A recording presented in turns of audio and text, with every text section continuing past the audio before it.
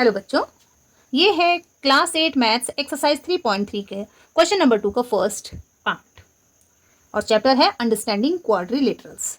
तो यहाँ पर हमें एक एंगल दिया गया है, angle B that is 100 degree, और आपको ये एक्स वाई और जेड यानी कि तीनों एंगल को फाइंड आउट करना है सिर्फ इसकी हेल्प से।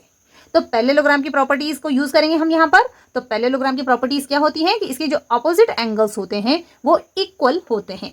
तो अगर b 100 डिग्री का है तो y भी 100 डिग्री का ही होगा। तो हम लिखेंगे angle y is equal to 100 degree और यहां पर रीजन देंगे अपोजिट एंगल्स।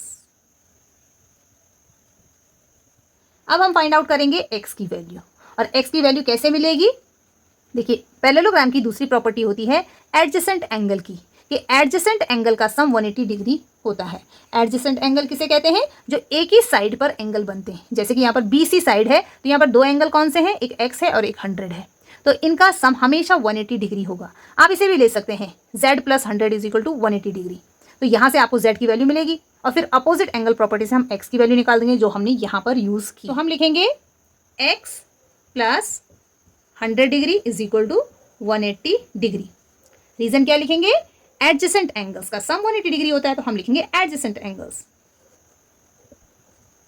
सो यहां से x की वैल्यू निकालेंगे, x is equal to 180 degree में से ये 100 डिग्री को माइनस करेंगे। यहां पर ये प्लस था, इक्वल टू के दूसरी साइड पे जाएगा तो ये माइनस हो जाएगा, -100। सो यहां से x की वैल्यू आ जाएगी 180 - 100 degree is equal to 80 degree. तो x की वैल्यू क्या आई? 80 डिग्री। मीन्स ये वाला एंगल 80 डिग्री का है। अब z की वैल्यू कैसे निकालेंगे? देखिए, x के अपोजिट है z एंगल, और अभी हमने यहाँ पर किया था y की वैल्यू कैसे निकाली थी? b के अपोजिट था y, इसलिए y भी 100 हो गया था।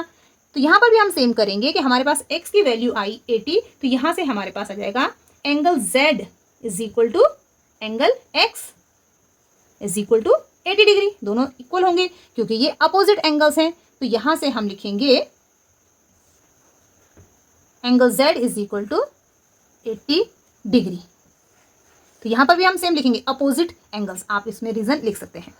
सो इस तरह से हमने पैरेललोग्राम ABCD में सिर्फ एक एंगल की हेल्प से बाकी तीनों एंगल्स की वैल्यू फाइंड की। और इसके लिए ज़रूरी है कि आपको पैरेललोग्राम की प्रॉपर्टीज़ याद हो। अगर आपको प्रॉपर्टीज़ याद है तो आप ओरली इनकी वैल्यूज़ निकाल सकते हैं।